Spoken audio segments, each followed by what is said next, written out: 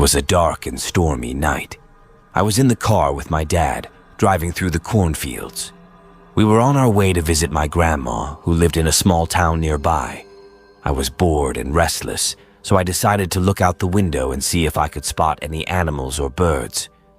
As I scanned the horizon, I noticed something strange. 2 red pinpricks, glowing in the darkness. They were in the middle of the cornfield, about 100 meters away from the road. They looked like eyes, staring right at me. I felt a chill run down my spine. I quickly turned to my dad and asked him, "Dad, do you see that? What is that?" He glanced at the window and then back at the road. He said in the most calm, casual tone for this situation, "Those are Cornfield Demons. Stay in the car and you'll be okay." I was stunned. Cornfield Demons? What the hell were Cornfield Demons? I had never heard of such a thing before. Was he joking? Was he trying to scare me? Or was he telling the truth? I looked back at the window, hoping that the red pinpricks were gone.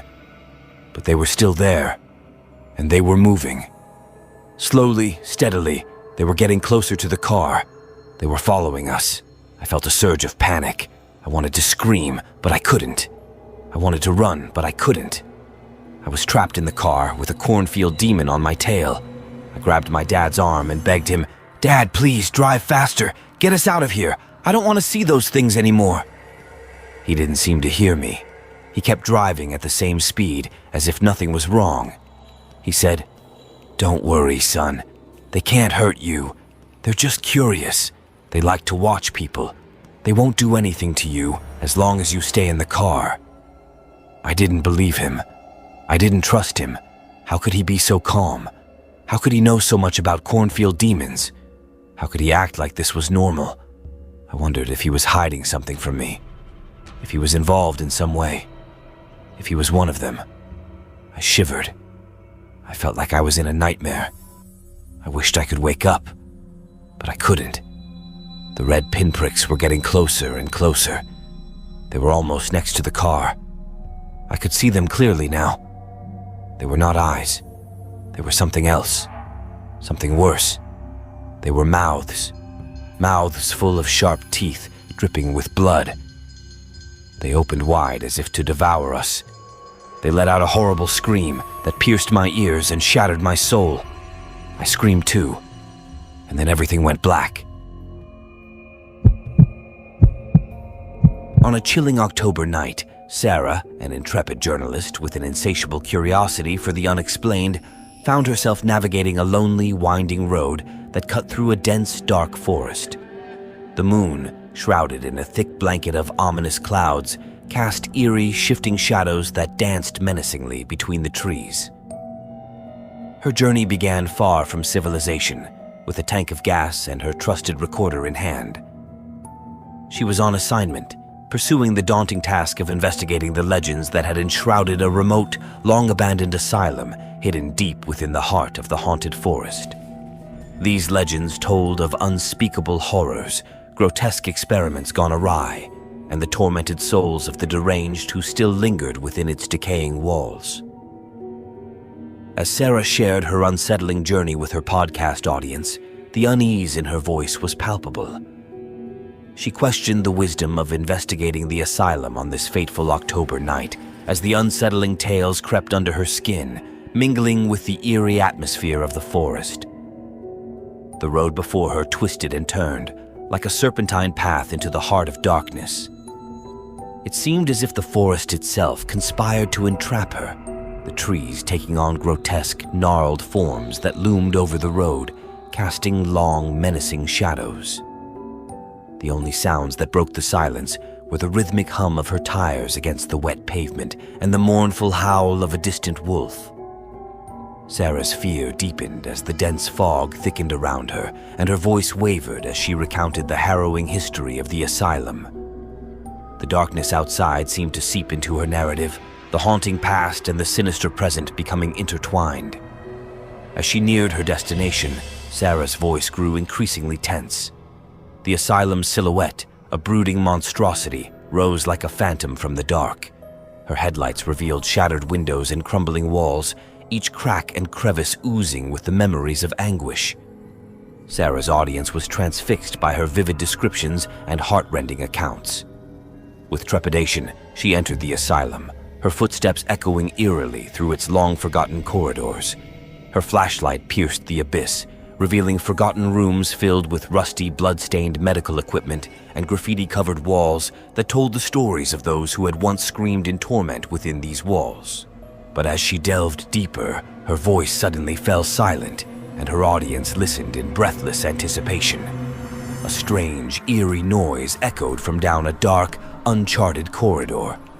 The air grew icy, and the oppressive stillness of the asylum became deafening. A faint, ghostly whisper reached her ears, and her name seemed to be called from the very depths of the building. Paralyzed by fear, Sarah's flashlight trembled in her hand. She was no longer narrating.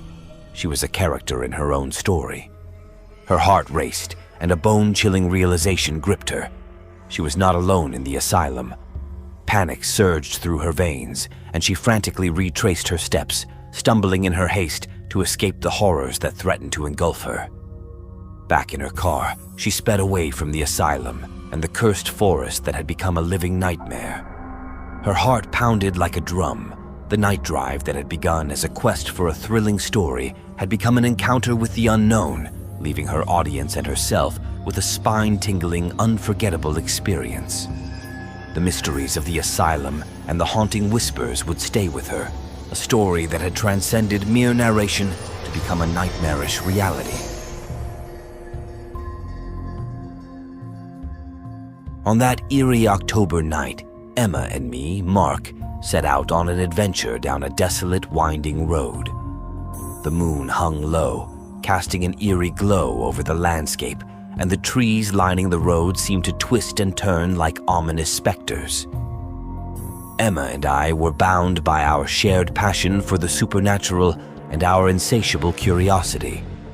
Together, we had decided to explore a long-abandoned mansion hidden deep within the woods, a place steeped in legend and rumored to be a bridge between the world of the living and the world of the dead.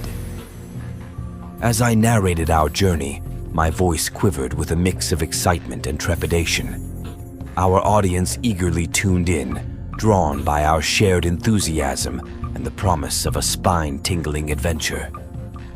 The road we traversed was a serpentine path leading deep into the heart of the unknown. The night was thick with mist, shrouding the world in an unsettling silence. Our car's headlights pierced the fog, revealing eerie, shifting shapes in the distance. The stillness was palpable, interrupted only by the hum of the engine and the faint calls of distant creatures. As we approached the mansion, my heart quickened with anticipation. I described the mansion's imposing silhouette, its walls covered in creeping ivy and windows that stared out like empty, vacant eyes. The place exuded a sense of forgotten grandeur, and our audience was entranced by the imagery I painted. Once inside the mansion, our flashlights illuminated a world frozen in time. Abandoned furniture, tattered drapes, and fading wallpaper whispered of untold stories. The atmosphere was heavy with history, and I couldn't help but share our excitement with our viewers. As we ventured deeper into the mansion, our voices quickened, mingling fascination and unease. Every creak of the floorboards sounded like a ghostly whisper, and the past seemed to seep from the very walls. The atmosphere was charged with an eerie electricity, and Emma and I shared a sense of unease that grew with every step we took. In a chilling moment of realization, we discovered an old, ornate mirror tucked away in a forgotten corner. The mirror's reflection was not our own, but that of a spectral figure dressed in antique clothing, staring back with hollow eyes. Our fear was palpable as we recounted the haunting encounter to our audience. The sense of dread that had enveloped us led to a frantic escape from the mansion. As we sped away down the winding road, our narration was filled with fear and panic. The encounter with the ghostly figure had shaken us to our core, and we couldn't help but look back in terror. Leaving the haunted mansion behind, we knew that our shared experience would forever be etched in our memories. It was a testament to our adventurous spirit our bond, and the chilling reality of that fateful October night. Our audience had been along for the ride, sharing in our fear and wonder as we explored the boundaries of the supernatural.